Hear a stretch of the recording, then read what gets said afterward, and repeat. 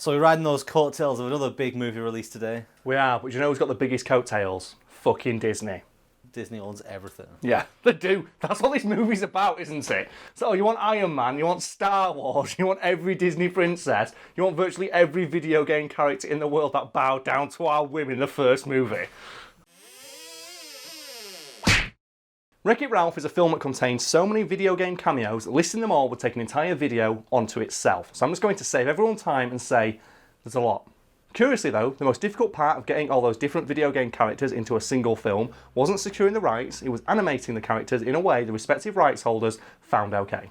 I would have assumed the most difficult part was just getting the rights to everyone. But we're talking about Disney here. Do you think Disney struggles getting the rights to anything? Have you played a Kingdom Hearts game? Have you seen what Disney can do? Do you ever feel like if Disney doesn't have the rights to something, they just buy it? Yeah, that's what they did with Fox, isn't it? They just bought Fox. It's like, we want that Fantastic Four license back. No. We'll just buy you then. Can we have the rights to this character? No. Okay, who owns that character? Them. Who owns them? Them. I'm buying you. By de facto, I now own that character. I'm waiting for them to just buy Sony just to get Spider-Man back once and for all. Especially now that Venom apparently made money somehow in foreign markets. It's like, but he's like, fuck it, just buy Sony. I think with Venom though, everyone's expectations were so low that everybody ended up enjoying it. Yeah, it's like there's a foot-high bar in front of you, and you hurdle it, and everyone just starts cheering. You're like, yay! Because behind you there's other foot-high hurdles, with Amazing Spider-Man 1 and 2 on it, that you tripped over and fell arse over tit. So Disney didn't have a problem getting the rights to any characters then? No, to the point where the creative team working on Wreck-It Ralph all sat down as a unit and went, okay, which video game character cameo would fit in which part of the film, decided upon all of that, and then started approaching the rights holders to ask for permission, and apparently none of them really said no. They had a few stipulations, but that's about it. They knew. They didn't. You don't mess with a mouse. You don't fuck with the mouse. Disney owns fucking Marvel. It's like Iron Man is on our payroll.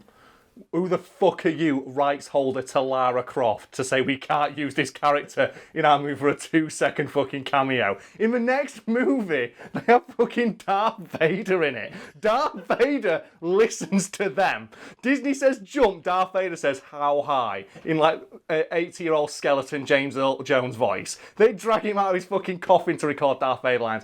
Who the fuck are you? People hold the rights, I don't know, Final Fantasy VII to tell us we're not putting it in.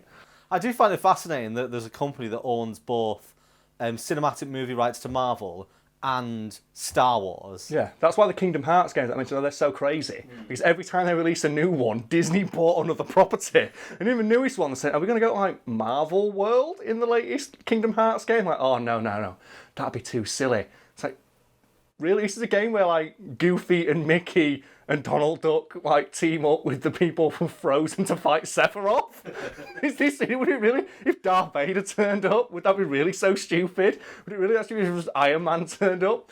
Because those games are amazing. Because I've never played one, but I just love that screenshot of fucking Goofy challenging Sephiroth. It's like, what the fuck is this? Oh, it'd be great if they did a fighting game now, because if we've had Marvel vs. Capcom, but it'd be cool if you have Marvel vs. Star Wars. No, all you need is just I want everybody versus everybody fucking else. We discussed this, Brad. That's the game we need. Pick which two people would you like to see fighting most? What, in a video game? Yeah, on complete opposite sides of the spectrum. Oh, Let's get Darth Vader on one side. Who fights Darth Vader? I think fucking Mickey Mouse fighting him stupid enough. What about Flubber? Oh man. Who owns it? That's Disney, isn't it? Disney owns the rights Disney owns the rights to Flubber? Yeah, Disney. It's a Flubber. I think Flubber's a Disney movie. So that's not even that far-fetched. They own that shit. In the case of Nintendo, according to director Rich Moore, the company were very open to the idea of them using their intellectual property in the film, and even went as far to offer to let them use Mario in some capacity. If they were allowed to use Mario, why didn't they use Mario? I think the reasoning given by one of the producers was Mario's too big and famous a character to put in the film as a cameo because he'll draw attention away from Ralph. But Sonic's in that film. I stand by my statement and their reasoning. Mario's bigger than Sonic. Get wrecked, fucking Sega fans. When you know what? The next time they release a good Sonic game and it's not immediately followed by a shit Sonic game, I'll take that back. But as it stands, Mario is more famous. I love that the creators of Wreck-It Ralph looked at their character who nobody had heard of and thought, he's more famous already than Sonic. It's not that. It's that they said putting Mario in the film But it's like, in a cameo role, it's like, it's kind of crass because of how important to gaming Mario is. And yet they put Sonic. That's the best way. Do you remember all the old adverts though? Because like, there's going to be some people watching this who were too young to remember, like, when adverts for video game consoles and video games used to shit talk each other. Do you remember Sega do what Nintendo don't? That's how Sega used to advertise their consoles. Like, Sega does what Nintendo don't. And they used to have, like, just Sonic shit-talking people in adverts. And, like, with the era of when video games came out and, like, called themselves, like, Doom Killers. Or the era of when video games were released as a direct competitor to another video game and acknowledged it in their advertising. Like, do you remember all the GTA killers that were supposed to come out after Grand Theft Auto 3? You mean the ones that didn't kill it? Didn't kill it. I think my favourite example of this is one of the Driver games. I forget which one because all the Driver games sucked ass. Where they like said, oh yeah, this is a Grand Theft Auto killer. This is better than Grand Theft Auto. Grand Theft Auto sucks. And that game bombed. And in the next Grand Theft Auto game, they put a mission in where you have to fight or kill a guy called Tanner, which is obviously the guy from Driver's name. And they say in the thing, oh yeah, he's great in his car, he's unbeatable when he's in his car, but as soon as you get him on foot, you can easily kill him because that guy sucks. As like a nod to the fact in the Driver games, when you get out of your car, your guy runs like that, and he runs into walls. And I think they went as far to give that character a female walk animation as a final insult to it, and you just get to shoot him. Oh man, I love how classy that is. So that's like Rockstar humour to a T, isn't it?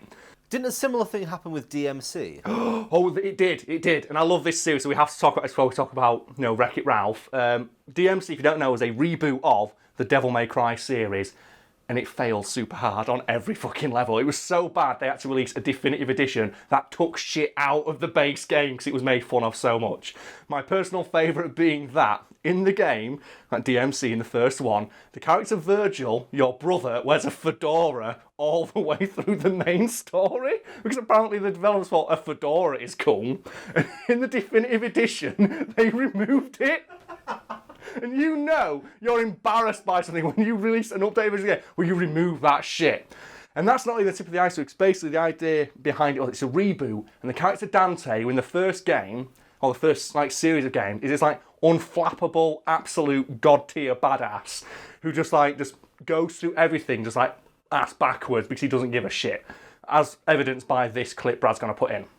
Any clip from Devil May Cry, Dante do something cool.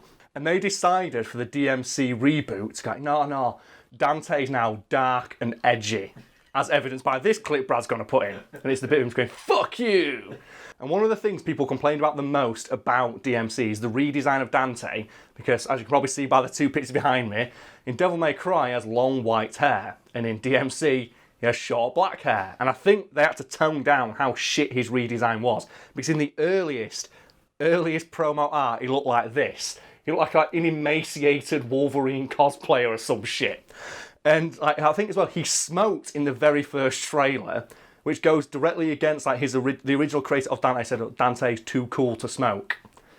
And they made him smoke, so yeah. But here's the thing that cracks me up the most about it, because there was this like conference where they were explaining their vision of what like Dante is.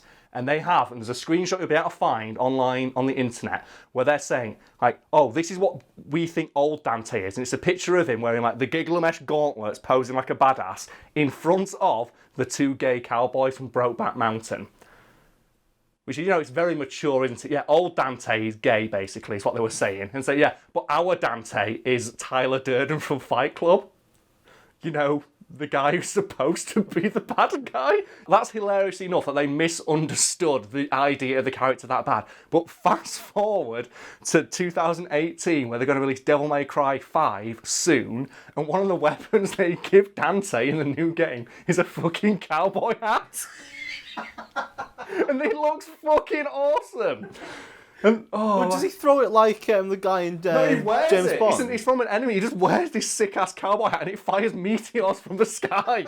And it looks sick. But there's a great bit, though, in DMC. It's like a deliberate fuck you to all the fans who are like, oh, you redesigned Dante, where a wig flies onto his head, and it's a white wig that looks like the original Dante, and he goes, never in a million years. and he throws it off. And then in the remastered version, where they removed all the shit everyone hated, they give you a costume where you can dress him like the original Dante. Oh, and now that game series is dead, and they bring back Devil May Cry 5. It's great. But that story, it cracks me up so much that they misunderstood something that bad, because it shows like it's just a series of it's a slideshow basically saying old Dante is this, new Dante is this, and the one that always cracks me up is old Dante is like a gay cowboy, new Dante is Tyler Durden, mass murdering terrorist and symbol of toxic masculinity personified in literal human form. Wow, what a great game series you're making. Oh. So they didn't use Mario, but I do remember them using Bowser. Yes, in the Bad Anon help group scene. So if you've seen the movie, or that clip Brad just put in like 5 seconds ago, you may have noticed that Bowser doesn't actually do anything in that scene, which didn't stop Nintendo complaining about literally every aspect of his characterization when it was animated. Yeah, Bowser doesn't actually say anything in that scene, does he? No, he barely fucking moves. All he does, to my knowledge, is sit there, drink a cup of coffee, and give Zangief the most heartfelt I know that feeling bro look in movie history. Even though Bowser barely moves during that entire scene, Nintendo apparently walked Disney through how they felt Bowser would react to pretty much every single thing that happens to him, up to and including how he'd drink his coffee. Really? Yes. Yes, they did. See, there's pedantic, and then there's that. What, the coffee thing? Yeah. Yeah, I should probably point out that's literally the first thing Nintendo executives noticed, because apparently when they screened an early version of that scene to Nintendo, literally the first thing anyone there said was, that's not how Bowser would drink his coffee. It's the first thing they picked up on. Even though, to my knowledge, I don't think Bowser ever drinks a cup of coffee in a mainline Mario game. I think he's too busy just being a sick, awesome badass, isn't he? Well, he's appeared in enough games now, we probably know how he reacts to everything. Yeah, my favourite thing though is that the game Smash Bros. Introduced the fact that Bowser knows how to do a drop kick.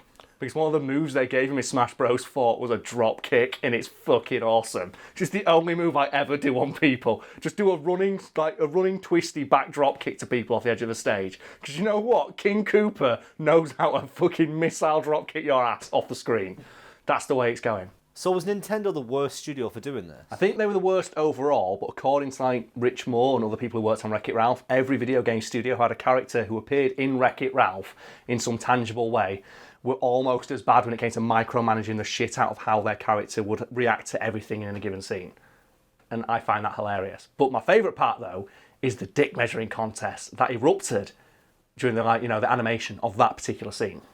So what was this dick measuring contest? Well, apparently, and this is the best story from the production of the movie, bar none, when Nintendo were in Disney's offices talking to their animators about how Bowser would drink a cup of coffee, they just so happened to mention that they wanted Bowser to be bigger than both Ralph and Zangief. Right. Okay, so Bowser's a pretty big dude, but here's the thing.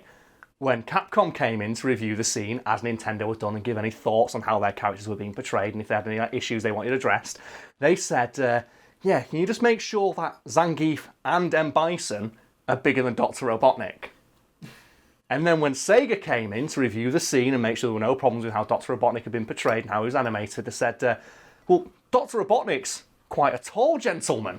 Can you make him taller than all three of those characters? And as you can imagine, when Nintendo caught wind of this, they also called up Disney and says, well, that's not really fair, is it? Because we think Bowser's bigger than Dr. Robotnik. So can you make Bowser bigger than Dr. Robotnik? And apparently, this went on for fucking ages.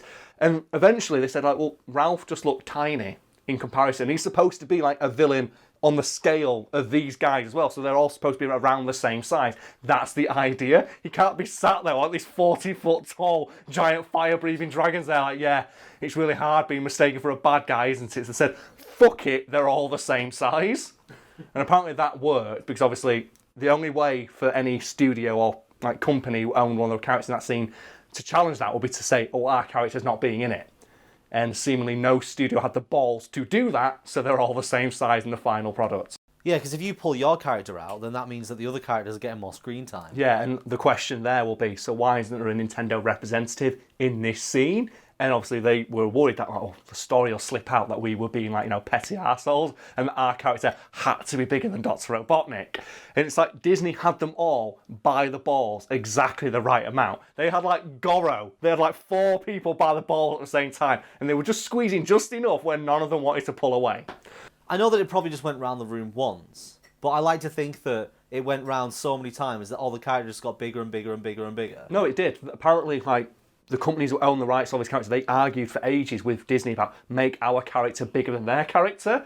And like I said, Disney went, oh, Ralph looks small now. This is stupid. This scene looks ridiculous. We'll just remove the characters entirely and just put some generic bad guys in there. We don't want to do that, but we will if you keep arguing. And they all went, fine, make them all the same size. But it's the idea. I just love the idea that Nintendo went in and went, just make Bowser a little bit bigger than Zangief. And then Capcom's like, yeah, but make Zangief bigger than Robotnik. And then Sega's like, why are we getting shit on?